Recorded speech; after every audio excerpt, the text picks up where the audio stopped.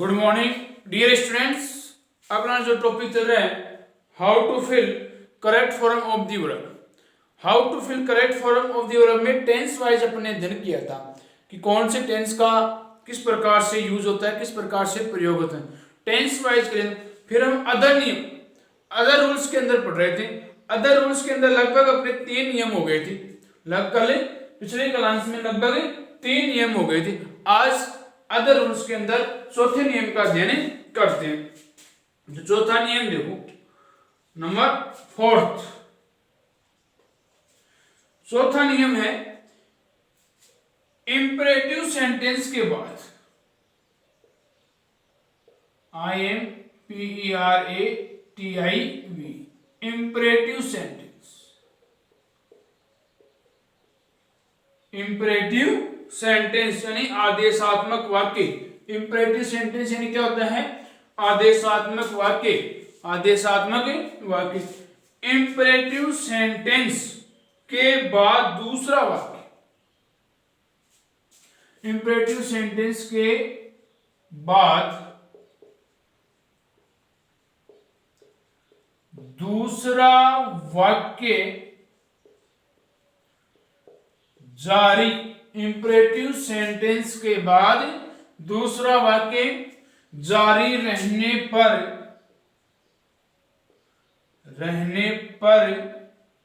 उस सेंटेंस में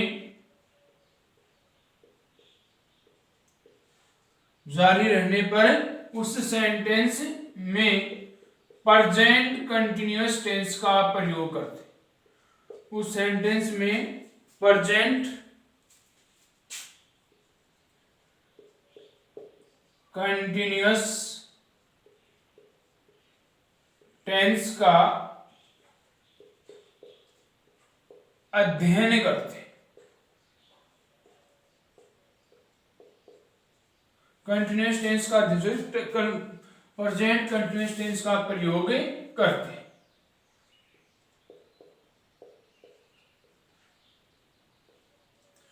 यानी कोई इंपरेटिव सेंटेंस आपको बताया था कि इंपरेटिव सेंटेंस आदेशात्मक वाक्य। इंपरेटिव सेंटेंस कौन से होते हैं? आदेशात्मक वाक्य। इंपरेटिव सेंटेंस 3 प्रकार के होते हैं। कितने प्रकार के होते हैं? 3 प्रकार के। एक एमवी की फर्स्ट फॉर्म से शुरू होने वाले वाक्य, एक मेन वर्ब की फर्स्ट फॉर्म से शुरू होने वाले वाक्य, दूसरे होते हैं डू या डोंट से शुरू होने वाले वाक्य, डू या डोंट से शुरू होने वाले सेंटेंस। नंबर 3 होता है प्लीज और काइंडली से प्रारंभ होने वाले वाक्य। प्लीज और काइंडली से प्रारंभ होने वाले वाक्य। यानी इस प्रकार से इंपरेटिव सेंटेंस 3 प्रकार के होते हैं। कितने प्रकार के होते हैं? 3 प्रकार के होते हैं। अपने को वाक्य कह रहा है कि इंपरेटिव सेंटेंस के बाद, यानी कोई इंपरेटिव सेंटेंस है, जैसे कि ये कोई इंपरेटिव सेंटेंस है, इंपरेटिव सेंटेंस है, इसके बाद कोई दूसरा वाक्य आए, उसके साथ आगे कौन सा है? दूसरा सेंटेंस है, तो उस दूसरे सेंटेंस में प्रेजेंट कंटिन्यूअस टेंस का अध्ययन करते हैं। किसका अध्ययन करते हैं? सॉरी, किसका प्रयोग करते हैं? प्रेजेंट कंटिन्यूअस टेंस का प्रयोग करते। यानी इंपरेटिव सेंटेंस के बाद दूसरा वाक्य जारी रहने पर, सेकंड सेंटेंस में जारी रहने पर उस सेंटेंस में प्रेजेंट कंटिन्यूअस टेंस, यानी वो सेंटेंस किसका होगा? यूं कहें कि वो अगर दूसरा सेंटेंस किसका होगा? प्रेजेंट कंटिन्यूअस टेंस का आता है। यूं मान लें कि वो वहां दूसरा सेंटेंस कौन सा आता है?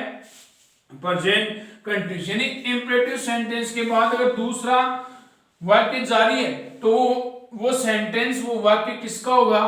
प्रेजेंट कंटिन्यूअस टेंस का होगा। दूसरा वाक्य या सेंटेंस वो प्रेजेंट कंटिन्यूअस टेंस का होगा। ये ध्यान रखना, किसका होगा? प्रेजेंट कंटिन्यूअस टेंस का होगा। जैसे एग्जाम्पल के अंदर आप देखेंगे, इसका एग्जाम्पल है लुक। लुक क्या है? मेन वर्ब की फर्स्ट फॉर्म। लुक क्या है? मेन वर्ब की फर्स्ट फॉर्म है। अब मेन वर्ब की फर्स्ट फॉर्म से वाक्य प्रारंभ हुआ, वो कौन सा है? Imperative sentence look. a man, look a man, space after the bus।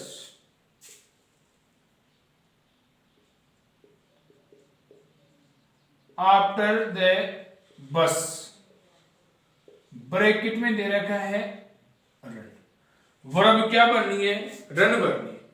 Look space a man after the bus, bracket में दे रखा है रन, वर्ब कौन सी बननी है, रन वर्ब बननी है। यानी आपको पता है कि इंपरेटिव सेंटेंस के बाद, इंपरेटिव सेंटेंस के बाद दूसरा वाक्य, लुक इंपरेटिव सेंटेंस है, ये कौन सा हो गया, इंपरेटिव।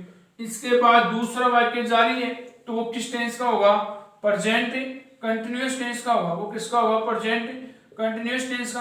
अब प्रेजेंट कंटीन्यूअस टेंस में क्या होता है, helping verb is, am, are, और उसके बाद में एम वी की कौन फर्स्ट फॉर्म में क्या जुड़ता है, आईएनजी, यानी एम वी की आईएनजी फॉर्म आती है। सब्जेक्ट सिंगुलर है, सब्जेक्ट सिंगुलर के साथ इज, प्लूरल के साथ क्या आती है, आर, और आई के साथ क्या आती है, एम। ये प्रेजेंट कंटीन्यूअस में आता है। ये किस में आता है, प्रेजेंट कंटीन्यूअस में। तो लुक ए मैन, अब ए मैन एक वचन है, सिंगुलर है, इसलिए यहाँ हेल्पिंग वर्ब कौन सी आएगी, इज, इसलिए हेल्पिंग वर्ब कौन सी आ गई, is. Look a man is, run की आईएनजी फॉर्म क्या हो गई, रनिंग, रन की आईएनजी फॉर्म क्या हो गई, रनिंग। तो look a man is running after the bus, यानी इंपरेटिव सेंटेंस के बाद में अगर कोई वाक्य जारी है, कोई कार्य जारी है, कोई वाक्य जारी है, तो वाक्य प्रेजेंट कंटीन्यूअस टेंस का होता है। इतने को ध्यान रखना, वो वाक्य किस टेंस का आएगा, प्रेजेंट कंटीन्यूअस टेंस का आएगा।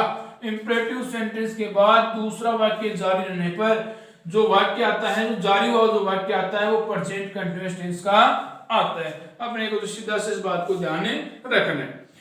तो look a man is running after the bus.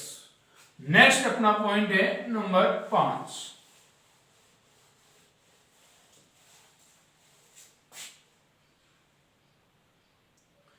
पांचवा अपना जो पॉइंट है उसकी तरफ देखते हैं। फिफ्थ पॉइंट है अपना 5वां, यदि किसी सेंटेंस में, यदि किसी सेंटेंस में, यदि किसी सेंटेंस में, किसी वाक्य में, यदि किसी सेंटेंस में when as while, when as while, यदि किसी सेंटेंस में व्हेन एज वाहिल आए तो, आए तो वहां, आए तो वहां पास्ट, तो वहां पास्ट कंटिन्यूअस टेंस का प्रयोग करते हैं। पास्ट कंटिन्यूअस टेंस का आए तो वहां पास्ट कंटिन्यूअस टेंस का प्रयोग करते हैं।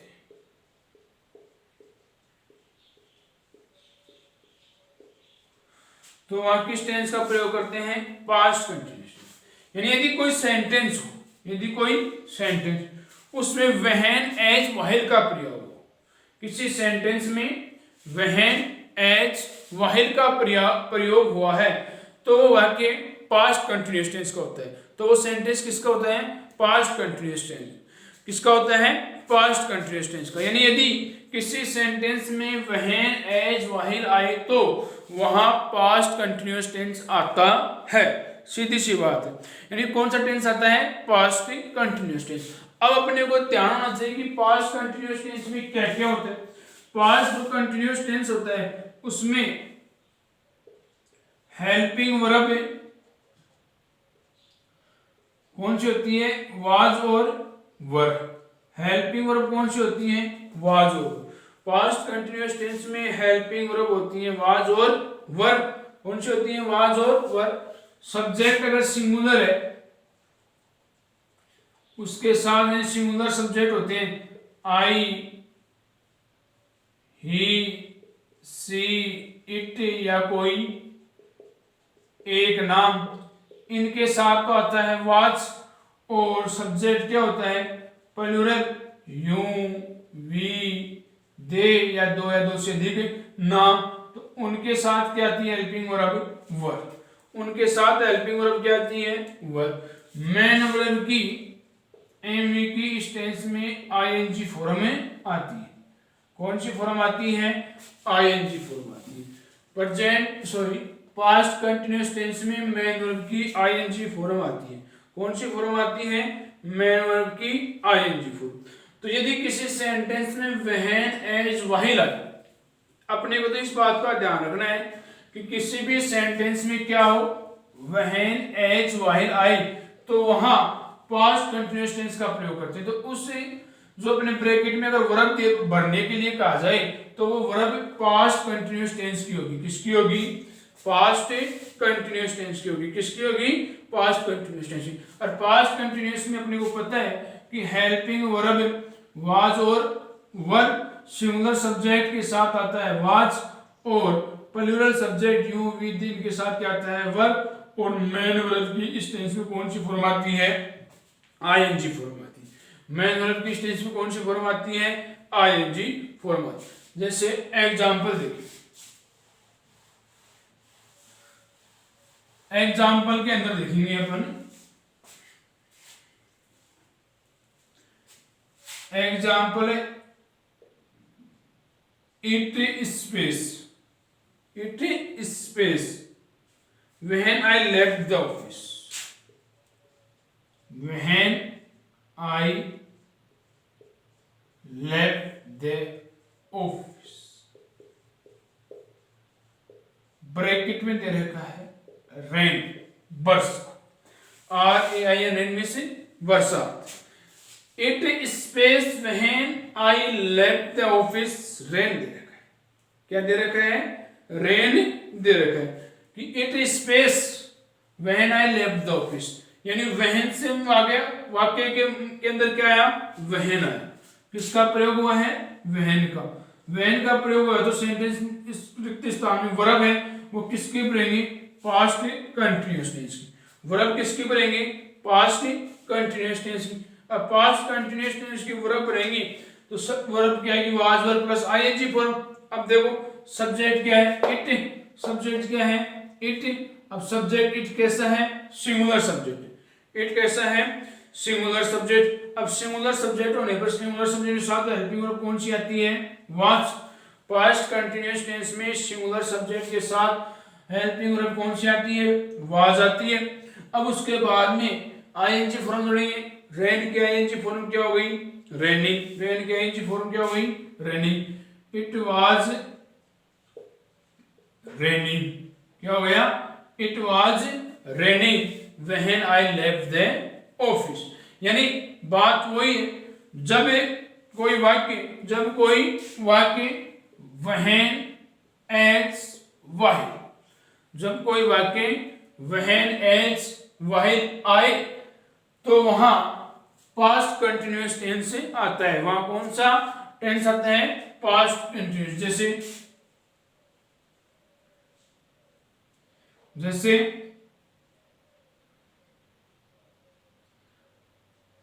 I was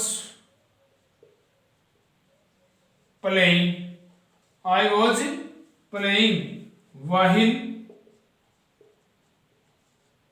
my sister space bracket में दे रखा है read, my sister space read। तो I was playing while my sister space, तो while से कनेक्टेड है, किससे कनेक्टेड है while से। ऐसी स्थिति में while से जुड़ा हुआ है तो एक तरफ है पास्ट कंटिन्यूअस तो दूसरी तरफ भी कौन सा होता है पास्ट कंटिन्यूअस। पास्ट कंटिन्यूअस में क्या आता है was verb plus ING form. तो यहां क्या जाएगा my sister was reading, my sister was reading. तो I was playing while my sister was reading. यानी सेंटेंस में व्हेन एज व्हाइल आदि ये आए तो वहां पास्ट कंटिन्यूअस टेंस का प्रयोग होता है। अपने को तो यही ध्यान रखना है कि वह कौन सा टेंस का प्रयोग होता है पास्ट कंटिन्यूअस टेंस का प्रयोग होता है। जैसे इट वाज रेनिंग व्हेन आया, it was raining when I left the office, जब मैंने बरसात ऑफिस को छोड़ा तब क्या हो रही थी बरसात। आई was playing while my sister was reading. Next अपना पॉइंट है नंबर 6।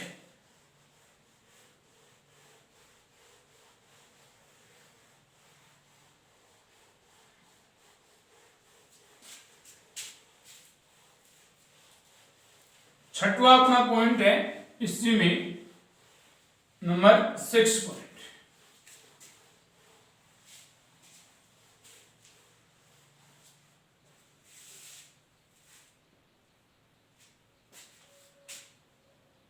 नंबर 6, किसी सेंटेंस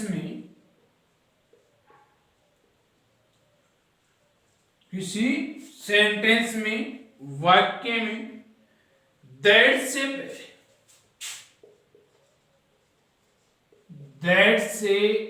पहले किसी भी सेंटेंस में दैट से पहले पास्ट टेंस होने पर, दैट से पहले पास्ट टेंस होने पर, पास्ट टेंस होने पर, दैट से पहले पास्ट टेंस होने पर दैट के बाद आए रिक्त स्थान में, होने पर दैट के बाद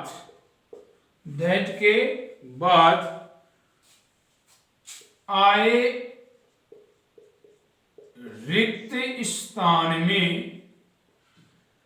दैट के बाद आए रिक्त स्थान में, यदि किसी सेंटेंस में पास्ट टेंस, दैट से पहले पास्ट टेंस होने पर दैट के बाद आए रिक्त स्थान में हेड प्लस मेन वर्ब की थर्ड फॉर्म आती है। रिक्त स्थान में had plus MV third form आती, had plus MV third form में आती। किसी सेंटेंस में दैट से पहले क्या दिया हो, पास्ट टेंस, दैट से पहले पास्ट टेंस दिया हुआ हो, तो दैट से पहले पास्ट टेंस दिया हो तो दैट के बाद आए रिक्त स्थान में had plus MV third form आती है। अपने को ये ध्यान रखना है कि रिक्त स्थान में क्या आता है, had plus MV third form. कौन सी फॉर्म आती है, हेड प्लस एमवी थर्ड। कब, जब सेंटेंस में दैट से पहले क्या दिया हो, पास्ट टेंस, दैट से पहले कौन क्या दिया हो, पास्ट टेंस, तो दैट के बाद में आए रिक्त स्थान में had plus MV third form आती है। और had plus MV third form किस टेंस में आती है, पास्ट परफेक्ट टेंस में। ऐसा टेंस कौन सा होता है, पास्ट परफेक्ट टेंस। कौन सा टेंस होता है, past perfect. Past perfect tense में एक अकेली हेल्पिंग वर्ब होती है हेड, और हेड के बाद में एमवी की कौन सी फॉर्म आती है, थर्ड फॉर्म। हेड के बाद में एमवी कौन सी फॉर्म आती है, थर्ड फॉर्म में आती है। तो यदि एग्जाम्पल देखिए इसका, एग्जाम्पल, इस वाक्य का एग्जाम्पल दिखेंगे कि she said,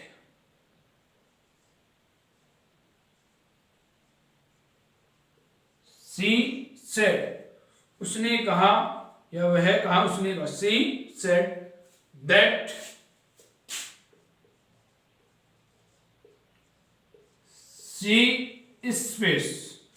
she said that she space to hotel,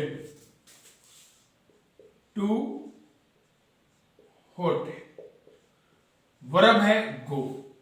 verb क्या बनी है, गो का रूप बना है। कौन सी वर्ब बनी है, गो। कि she said that she